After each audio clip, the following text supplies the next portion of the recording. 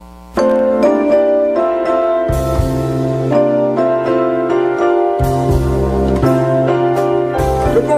to Viewpoint, your program of personalities, politicians, and perspectives. Today we certainly have a personality and a perspective on agriculture, and we're going to get to that right away. Not only is this guest very gracious to be here, but it's not like driving up from Lincoln, Logan County. This young lady commutes all the way from Hillsboro, Hillsboro, for goodness sakes. Anyway, we always try to start Viewpoint with a kudo or two, and I think, Judith K., the best kudo I could come up with this weekend is congratulating the folks at Lincoln Area Musical Society for their 2-day concert they just had Saturday and Sunday, and it was just outstanding, as we always expect them. They keep raising the bar higher and higher. Yeah, sure. And it's getting pretty high now. Julie Case with the orchestra folks, instrumental, and Timmy Serby seems to coax a cheep and chirp out of lots of very talented singers. So congratulations to the LAMS groups. It was really neat. Oh, I have one too, please, and thank you. Wait, I have to talk with Jim, so you got time for this? Yeah. My 3 eldest great-grandchildren live in Farmer City, and they were all involved in a big track event, and amongst the 3 of them, they were able to claim 8 medals. Well, I think that's something you're going to get more airtime to talk about that. That's pretty good. I tell you, I think that's just wonderful. Oh, by the way, I saw 50% of our listeners the other day. Oh, good. I stopped in at Old Joe. Old Joe's, and this lady came up to me and said, "You know, I sure enjoy you on Viewpoint, and who's that lady with you all the time?" Is that right? Well, she must be the wife of that fellow that said to me at the polling place, he said, "Oh, I know who you are. I recognize your voice." He said, "I listen every Wednesday," and he said, "I just love Bill." Oh, no. Isn't that terrible? On a serious note, I try to make light of this, but the lady did make some very complimentary remarks about our guest last week, and she was very enthused with the presentation of a young lady, Miss Coffey, and her presentation of her technological knowledge and so forth, and how hard they're working at District 27 to implement that. So it was nice to hear that, because she was very complimentary about our guest. That was good. And speaking of yes, my next question is, who's John Fulton? Well, I'll tell you, he's a really sweet fellow, but he has seen fit to move along to another phase in his life. Which he earned very seriously. And there is a new sheriff in town. And her name is Terri Miller, and she is the one of whom Bill speaks, who has a long commute. Yes, and she's the new extension advisor, and she's already busy as a cranberry merchant. Now, John is just the dearest. I'm sure you know John, but I hope John isn't listening, but you are prettier than John. But that takes nothing away from his inner beauty. On a scale of 100 to 1, yes, that's exactly right. No, seriously, on a serious note, we do that once in a while here on this show. Okay. John did a yeoman's job for a number of years for our folks in the agricultural profession, and he's earned his retirement. We're happy for him. But one thing we always knew that if we wanted to call on John, he'd make time for us on his schedule. And so he's missed, even though he's not as pretty. Grab a paper there, note to self. When we call, please come. Well, that's what he was leading up to. Let's introduce Terri professionally, right? Well, when I came in, there were donuts, so I will be returning. Oh, good. I tell you, you just can't get beyond Graft and Paola, you know? That's right. It's a way of life in Illinois. Oh, no, but thanks for having me. And the sun was shining when I left today. It's gotten a little bit cloudier, but I think we can still make the sunshine here today. Yeah, we're supposed to have little squirts of sunshine over the next several days, it said this morning. So I'm going with that. Yes. Yeah, that's Absolutely. Good by me. Now tell us first about Terri Miller. Oh, it's boring your poor listeners. Oh, dear. Well, I actually graduated from Nokomis, which is a little ways down the road, and I got my degree in history and English to be a history teacher from Southern Illinois University at Edwardsville, and I did that for several years in Litchfield and really enjoyed it. And then I met this fantastic farmer and just swept me off my feet and got married. You and knew what he was doing. Yeah, I think so. And so I actually moved to his farm outside of Hillsboro, so that's how I ended up in Hillsboro. And then I got lured away from teaching by a high school classmate who was quite the entrepreneur, and he was in the auction business, and his name was Kurt Alman, and he was with Alman Auctions, and they're wonderful people, a wonderful family, and he had this idea back in '99 that this internet might be the next big thing. And he said, Astute. yeah, he was right on it. And he said, I think people will buy things online on an online auction. And so I was doing basic web development and design for my theater students because I was the theater advisor at Litchfield High School. And I knew just enough to be dangerous. And he said, you know more than I do. And so at the time I also had a son who had disabilities, so having a flexible schedule was a wonderful prospect. So I left teaching and I worked for them for over 6 years, and we did conduct one of the first live online auctions, and their business grew tenfold, and they have been very successful and continue to be very, very successful. So Kurt was right. That online auction thing was a good idea. Oh, yes. So I enjoyed that for many years, became quite demanding, but also I have an entrepreneurial spirit in me. And I felt the need to start my own business. And Kurt was very supportive because they understand that as a family, too. There's nothing like owning your own. And so I went out on my own with the web development business. I did communications and marketing as well for small businesses. And I did that for over 10 years, and I loved it. I loved working with small businesses from every walk of life. I worked with a lot of non-for-profits and truly enjoyed that work. But when you have your own business, it gets very, very demanding. Yes. And you put a lot of hours in. And I did put a lot of hours in. But I still managed to have 2 wonderful daughters. And I had a son, Daniel. And so we managed to have time to have my family. However, my son passed away about 6 years ago. He was born with spina bifida and hydrocephalus, so he used a wheelchair to get around, but he was very independent. In fact, he was on the national junior sled hockey team, a national championship team, the Junior Blues. Oh, boy. He played on a team down in St. Louis, and he was a wonderful athlete and a smart kid, and he actually wanted to go into radio and be a broadcaster. He absolutely did. Loved it, and he unfortunately passed away fairly quickly from a complication. We really were hit by that because Daniel seemed so vibrant and so alive. Although he had serious disabilities, it was hard to forget because he was so independent and so full of life and lived every day as though he was going to reach all of his dreams. And he reached a great many of them. But after he passed, I really felt like I needed to make a change, and I needed to go into public service, and I was already working with the Montgomery County Clerk's Office, helping program ballots for them because they were getting charged an enormous amount of money by a vendor to program their electronic ballots, and it was just ridiculous. So I had a good friendship with the Montgomery County Clerk, Sandy Lighthouser, another wonderful person and mentor, and she said, "Can you help us out?" And I was glad and proud to do it, and so we started programming them in-house.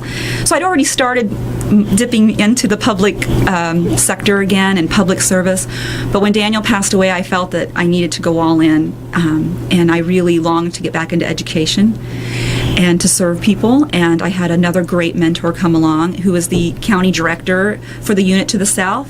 Her name is Amanda Cole, and she's a fantastic extension director.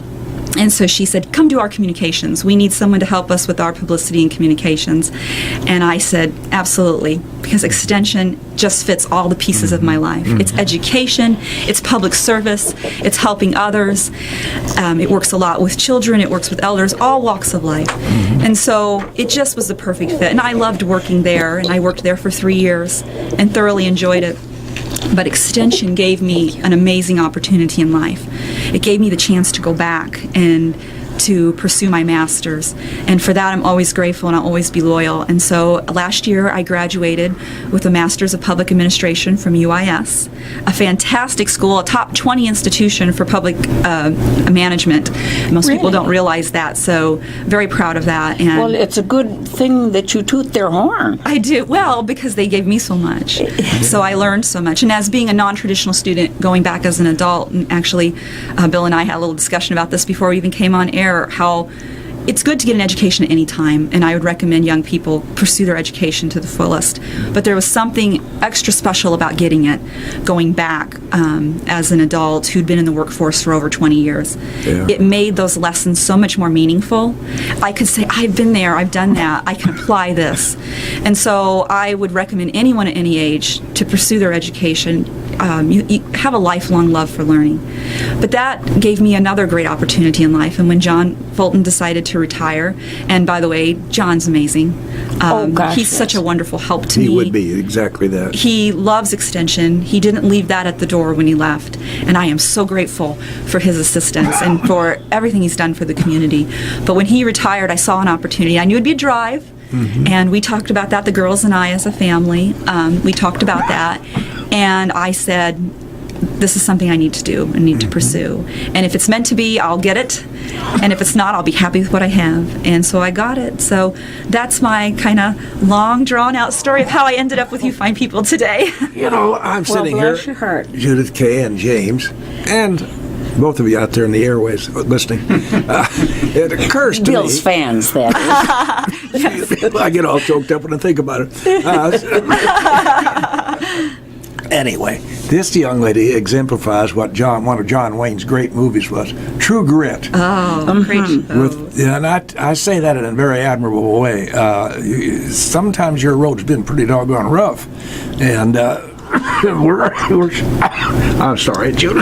You take over. I knew this was going to happen. Yes, and you've certainly risen above. And your girls must be your girls, because it sounds like they're willing to take things on head on as well. Oh, absolutely. I have my daughter, my oldest daughter, Alexandra. We call her Alex. She's fantastic. She's 17. She's going to be, she's just finishing up her junior year, going to be a senior. She is very artistic. We're all musicians. My girls and I all love to sing. It's a big part of our family. You all sing, too. And John Fulton, of course, family was very musical as well. Yes. His voice. So we have that in common. But we love to sing. My daughters, of course, are active in 4-H and love 4-H. She does movie making. She loves to make her own storylines. She's a creative writer, beautiful, like actual, fine arts artist. She's all things artistic. She's my gentle feeling artist. Mm-hmm. And my youngest one, Lauren, she's all of those things. She's a gentle feeling artist, except sometimes she's the one who wears the pants, so to speak. She's my type A, She'll be bossing her 17-year-old sister around and she's 10. So she's got a lot of vision, but she likes to do pageants. Now, I could never imagine. I did one time and I about passed out. But she loves to do the pageants, and she doesn't win. It's okay. She just wants to do well, and she loves being with the other girls. And so both of my daughters are very independent young ladies. They have a lot of passion in what they do, but they have such good hearts. And what they do is often in service of others, and they care. And Daniel, my son, was a loving and caring person as well. And I think that that's the gift that he passed on to all of us, was to care for each other, to care about each other. That's what we need in today's world, definitely. My third is not unlike yours. I don't know. Bill doesn't have a third, so he can't make that comparison with us. He has two boys. Yeah, we but went to Jim the store and got has two boys and did very well. Thank you. Jim has a third, and I have a third, and we call her affectionately, of course, the family bulldog. So maybe it's third children who are like that. I was the third child. I don't think I was a terrible bulldog, but I was tenacious. I'd stick with something. Mom said, when I was young, we have now what we would understand as learning disabilities, but at the time, people didn't really understand that. I had a form of dyslexia. When I was a kid, I just felt like I was failing. Everybody'd say, well, she's pretty smart. She's just having a hard time getting her thoughts down. I was very articulate. I had difficulties with spelling and writing. And of course now they diagnose those things and they know very quickly. So I had to persevere. But to my parents' credit, they always made me feel like I could get through this. I would get through this. I was capable, and so I did. I found those coping mechanisms, but it helps me relate to others, definitely. And as a teacher, it helped me relate to kids who do have some difficulties in life. You chose an interesting path if you had a learning disability as a youngster in going into teaching. Yeah, I maybe that's part of it. I had some fabulous teachers along the way, and they made such a difference in my life. I think I wanted to make a difference in someone's life the way that they did me. Yes. And I saw how important that was. It's the two parts. The parents have to provide that support at home and that love and care. But when that kid walks into the school, that needs to be there as well. And so I had teachers that maybe weren't as understanding of people with disabilities, so I saw what that was like. And I had others who could see the potential in me and saw it was there. They just knew there was this little block in the way. And by the time I was a high schooler, I was a straight A student. And those teachers probably would never have known, many of them, that I ever had, these struggles when I was younger. So I guess I've seen both sides of it, and I think it really helps you relate.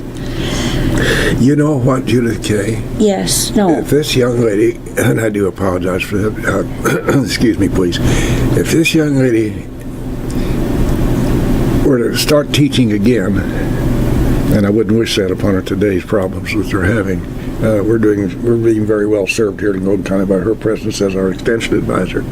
But she'd be way of a teacher in about any subject matter she'd like to teach. Wouldn't you think so? I would think it. Yeah, she has a little trouble communicating, but other than that, Yeah, I've always been quiet. No, shy. Shy. John's resignation is our gain and our loss at the same time. You came with us a year ago in July, I believe you said? Yes. Mm-hmm. And what has been, other than the obvious and the normal things of being introduced to a new routine and new people and so forth, what has been the one big challenge that you've had here, Ms. Miller, as you work with our county farmers here and farmerettes, which you are? Not enough time. I just wish I had more time. One, I've gotten already to meet so many wonderful people, but I have so many more people to meet. And sometimes I'm impatient. I want it all now.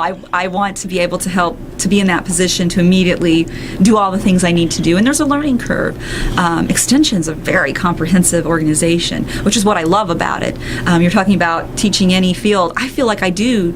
While I'm not in front of people directly, maybe teaching every day, I feel like I am getting a chance to help educate people in just about every subject you can imagine, because Extension works with people in just about every subject. Of course, we're familiar with how Extension helps our farmers and production agriculture, but we also do so much youth activities with our 4-H program, which covers any kind of activity a kid could ever want. I mean, from robots to filmmaking to your traditional livestock to just arts and crafts as well. So I get to do that. Master gardeners, master naturalists, I get to work with those wonderful people. So every day, is an adventure, and every day it is educating and helping educate people in a variety of fields. So I guess I just wish I had more time. That would be the greatest challenge for my personal limitation. You missed the thing that we used to associate with agriculture alone, 4-H. In the, quote, olden days, we used to think, well, that was the only for farm youngsters. Yeah. Right. And that's not so at all. And we used to think it was strictly agriculturally related. And how and patriotic. I wanted to speak. You don't have to stand up. The old fella forgot something. It worked. Well, I got turned off. Sorry. There we go. And the Well, it was a last good thing I ringtone, said, well, the day is not going well. First place, First place, I walked out the door without my notes. That's Second all right. place, I got seized with a coughing fit, and now I forgot to turn off my cell phone. So It's all right. where was I for? I was so rudely interrupted. Anyway. 4-H. 4-H, we yes. talk, and is thought of in terms of strictly agriculturally related. Right. Not so. Oh, no. Even in the great city of Chicago, which is not such a good city at that. But We have excellent metro programs. In fact, we have a yes, metro you program in my mentioned unit with the you mentioned Springfield. photography Oh. and printing and all those. Absolutely. 4-H encompasses a lot of activities for a lot of youngsters who are really not on the farm. You're absolutely right. While we live on a farm, my daughters and I, they actually don't show in any what I would consider traditional 4-H events. They actually do filmmaking, and my youngest one has done robotics. I always tell parents, if they ask me, I don't know, 4-H, is it right for my kid? I said, does your kid have any interest at all in anything? Because if they're interested in anything, there's a 4-H project for them. Yes. So it really has opened up. I have seen, though, in recent years, and I've been with Extension for 4, but I've been a 4-H mom for quite a long time, and I've seen a renewed interest in some of those more, I call them classic 4-H, different program showing opportunities. We've seen a real interest in foods and cooking again, with boys and girls, and very much enjoying. We just had a food show, and it was boys and girls alike. We're seeing an interest in food preservation again and canning. That's kind of with adults as well as the kids.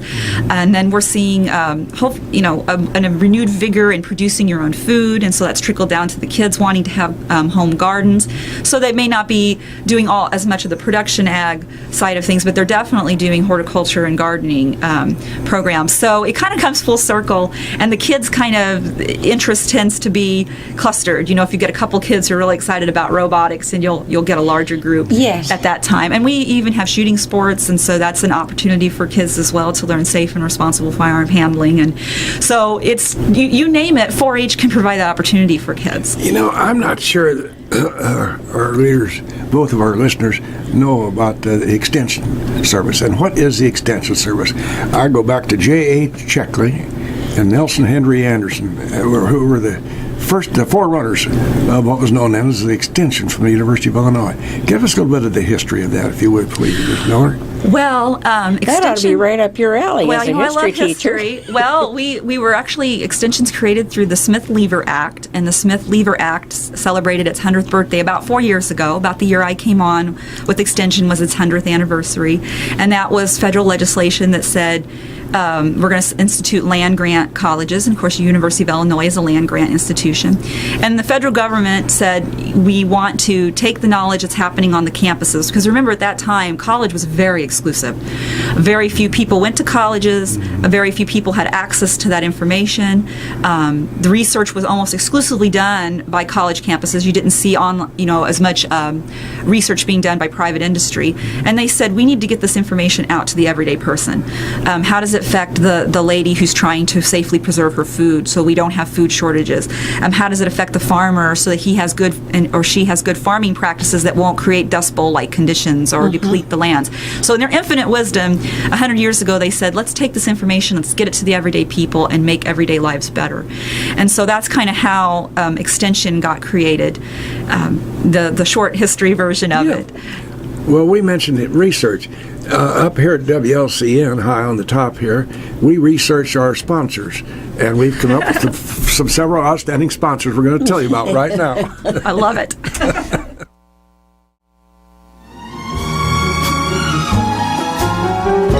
And we're back live in the studios here at WLCN. The program, of course, each Wednesday morning at this hour is Viewpoint with our co-host Judy Busby, and she came up with an outstanding guest for us today. A young lady who has a little trouble articulating what she wants to say. But We're making allowances. Terri Miller, we're making allowance for. Terri Miller's, I would not to really say new, Director of Agricultural Extension. You have 4 counties, it was 3? I have 3 counties. 3 counties. So it's Logan, Menard, and Sangamon. And Sangamon, Yes. yeah.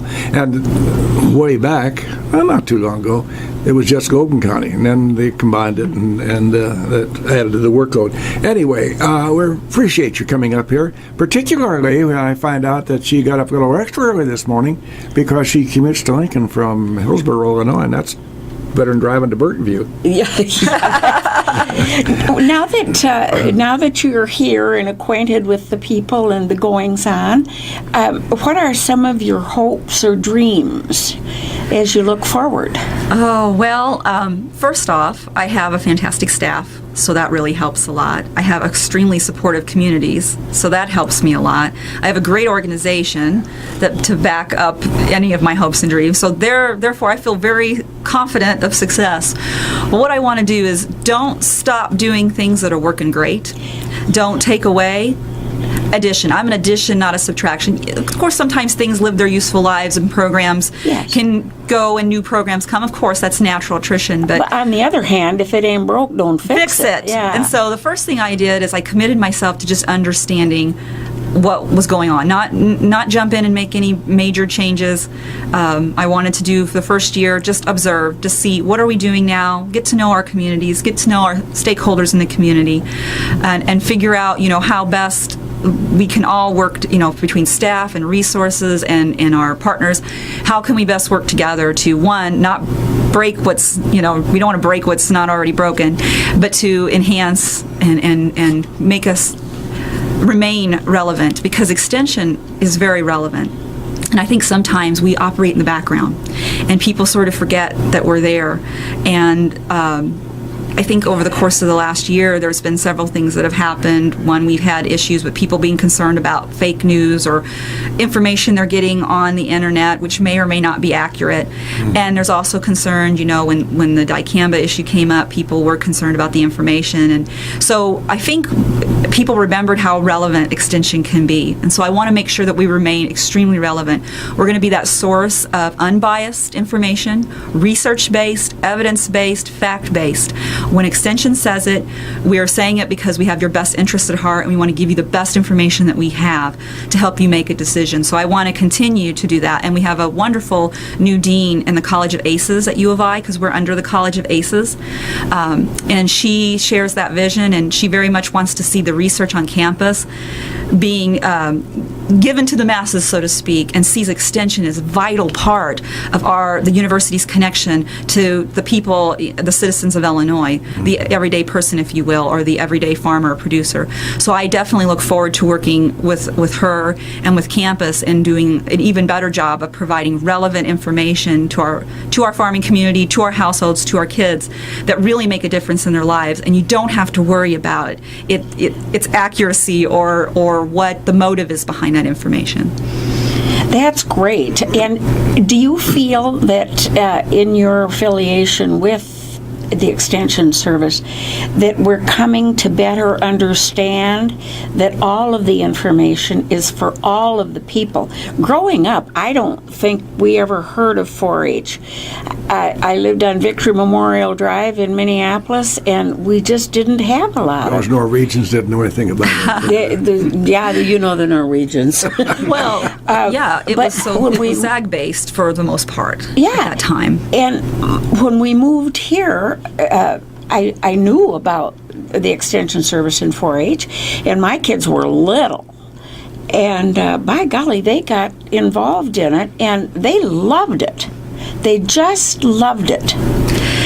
And I think any kid who tries it out is going to find that it's a good time and a learning experience always. It's life altering. I've seen it. That's, to me, it's all the gooey center of the commute and the hours and all the time is seeing that you've made a difference in someone's life. And when I go and I see those kids at the shows and at the fairs, and they're talking about their projects, and they have such pride and the knowledge they're getting, even seeing them with the nerves, fighting the nerves of talking to the judges, but they come through it, and you see them when they get done, and the relief, I did it, I did it.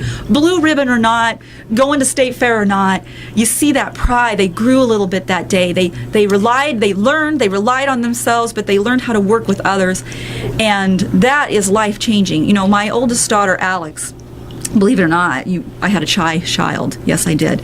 My oldest daughter was very shy when she was little. Barely would talk, would hide behind me, wouldn't even want to ask a teacher to sharpen her pencil. She was so painfully shy. Right. And so I said, Alex, 1-4-H will be good for you because you are going to have to talk to the judges at some point.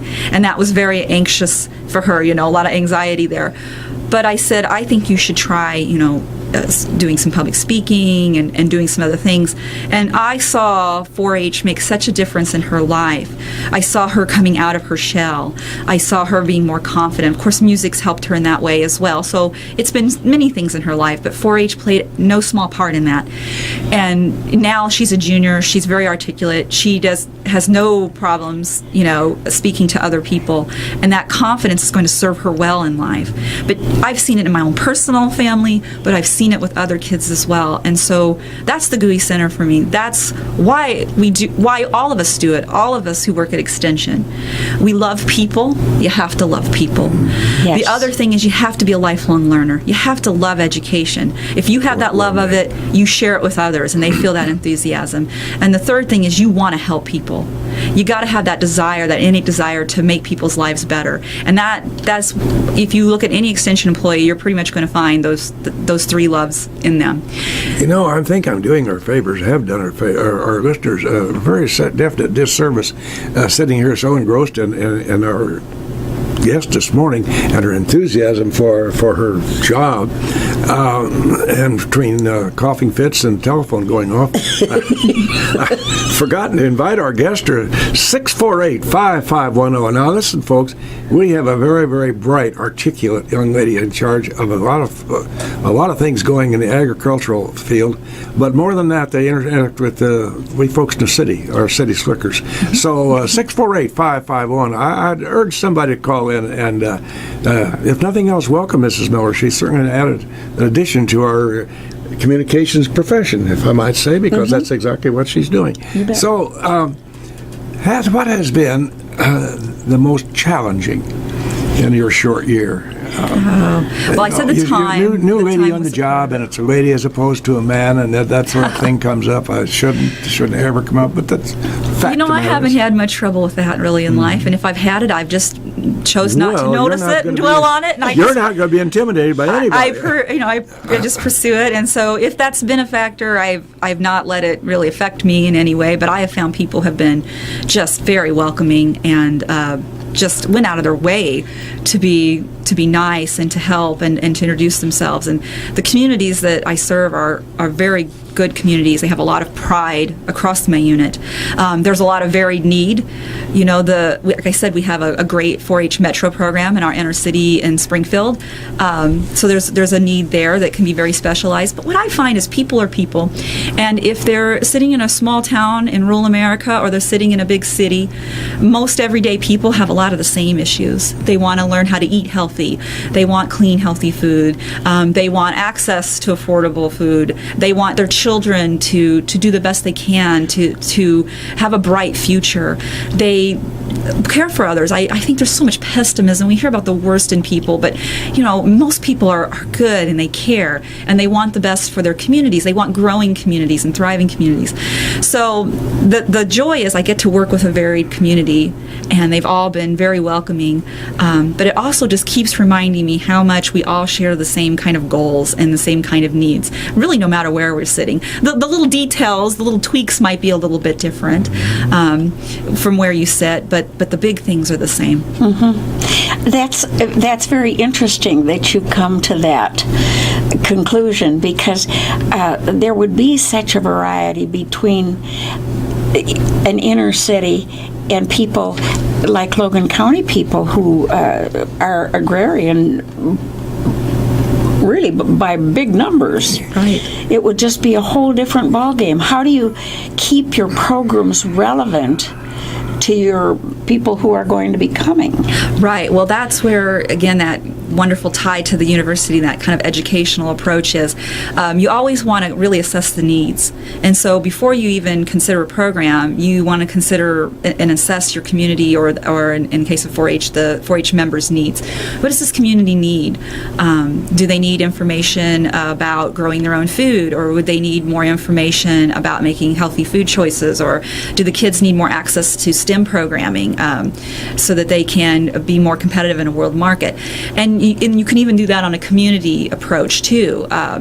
we've recently identified that there's concern that maybe some of our younger people don't have what we call those soft skills, that we consider good for business, eye contact, understanding the polite pleasantries of please and thank you, timeliness, appropriate wear. I mean, that's just one thing we recently identified, and we've been working with students also in understanding how their choices as kids can affect them the rest of their life. So we have a great program called Welcome to the Real World that's come as a result of that kind of assessment, where we've done a needs assessment in the community. These kids need these soft skills. They also need to understand the implications of decision making when it comes to career choices and staying in school and staying out of school. And they run a drill. They get a profession, that profession's assigned a salary, then they have to go and pay their bills. And they have to pay for the food and pay for the rent and pay for all the things they need, the gas, the insurance, and at the end see what they're left with. And students who maybe make some, I hate to use a value term here, but a better choice, or maybe pursue a line of education that leads to employment that pays a little more, they have a little bit left at the end, whereas some of the others who maybe don't make those choices have less. So it really helps them while they're still in school and they're young enough to kind of continue to set their path. Hey, I need to make sure that I'm making a choice, the right choice now that can affect me. And so that's how you see the whole circle. You start with the assessment, you develop the program, you run the program with the kids, and then you come back and you say, did you learn something? So then you assess what at the end as well, because we want to know that our programs had an effect. Now, how do you go about making the decision as to do program A as opposed to program B?